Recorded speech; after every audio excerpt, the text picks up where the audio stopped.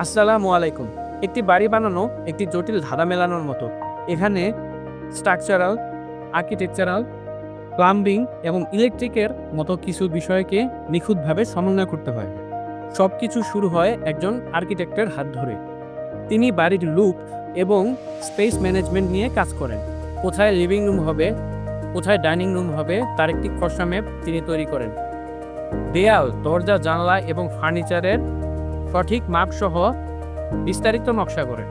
তিনি সিঁড়ি এবং লিফট এমনভাবে ঠিক করেন যেন যাতায়াতে সুবিধা হয়। তার মাধ্যমেই আমরা বুঝতে পারি বাড়িটি তৈরি হওয়ার পরে দেখতে কীরকম হবে।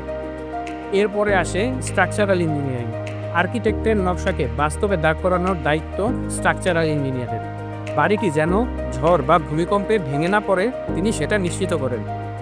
তিনি ঠিক করে দেন মাটির কত গভীরে ফাউন্ডেশন হবে। বাড়িটির ওজন বহনের জন্য প্রয়োজনীয় বিম কলাম এর সাইজ এবং অবস্থান তিনি ঠিক করে দেন। বিল্ডিংটি কী কাজে ব্যবহার হবে সেটার উপর নির্ভর করে স্ল্যাবের পুরুত্ব এবং রডের বিন্যাস ঠিক করে দেয়। এরপরে থাকে প্লাম্বিং এবং স্যানিটারি। এখানে নির্ধারণ করা হয় বাড়িতে বিশুদ্ধ পানি কোথা থেকে আসবে এবং ময়লা পানি কিভাবে নিষ্কাশিত হবে। পাম্প থেকে শুরু করে ছাদের ট্যাঙ্ক, এরপর প্রতিটি ট্যাপে কানেকশন কিভাবে হবে সেটা এখানে ঠিক করা হয়। ড্রেনেজ সিস্টেম, এখানে বাথরুম ও রান্নাঘরের পানি কিভাবে নিষ্কাশিত হবে তা নিয়ে চিন্তা করা হয়। এর পরের ধাপ হচ্ছে ইলেকট্রিক্যাল প্ল্যান।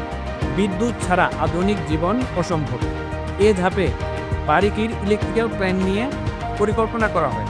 লোড ক্যালকুলেশনের মাধ্যমে বাড়িটিতে কয়টি এসি চলবে, কয়টি লাইট চলবে, কয়টি ফ্রিজ চলবে তার উপর ভিত্তি করে সুইচ নির্ধারণ করা হয়।